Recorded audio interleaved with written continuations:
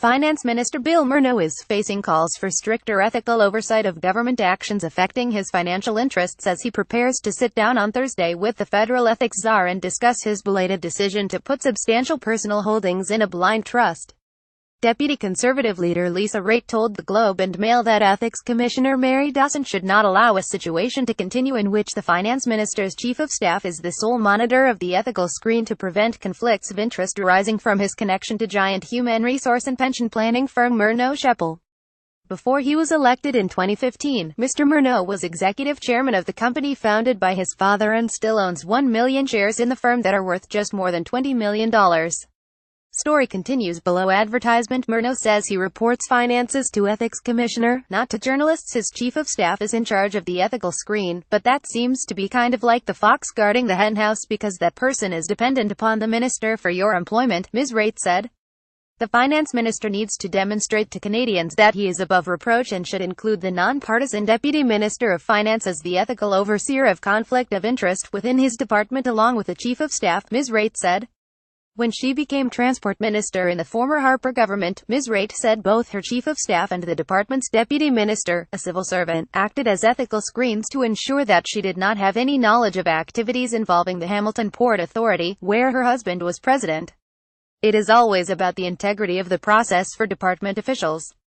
They don't want to have anything that is going to be called into question in terms of policy making, so they will always err on the side of caution, she said. Of course, maybe that is the problem, that Mr. Morneau wasn't interested in having to discussions about whether his shares of Morneau were going to be a problem when discussing pension plan changes. Mr. Morneau told reporters on Wednesday that he didn't enter public life to benefit himself financially and he believed that his chief of staff, Richard McSimmons, did all that was needed to avoid any conflicts of interest. Story continues below advertisement. My view is that the conflict of interest screen that has been in place for the last 2 years as recommended by the ethics commissioner has worked, Mr. Morneau said. The minister said the ethics screen only involves Morneau because his various private corporations and family trusts do not hold shares in other publicly traded companies. The ethics commissioner's view and the recommendations she made to me was there should be a conflict of interest screen for Morneau and there were no other conflict of interest screens required as I didn't hold any other shares and didn't do any other trading and wouldn't do any other trading over the course of that time, Mr. Morneau told reporters. University of Toronto professor Andrew Stark, who is an authority on ethics and conflict of interest, said Mr. Morneau should only have the Deputy Minister of Finance act as the conflict of interest screen until the blind trust is set up and the trustee sells the 1 million Morneau shares owned by the Finance Minister.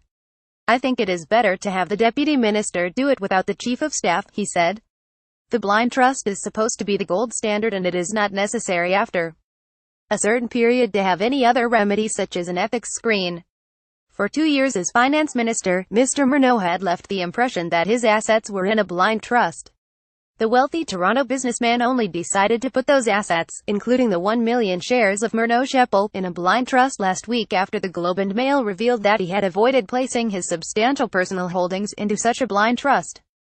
Story continues below advertisement. In the House of Commons Wednesday, Prime Minister Justin Trudeau dismissed continued questions about Mr. Morneau's conduct and accused the opposition of being jealous of the Liberal government's performance. The members opposite have nothing to do but attack, because they have been shown, over the economic growth that we have created over the past 2 years, that they were completely wrong in the last election, and the Canadians were right to pick a better government.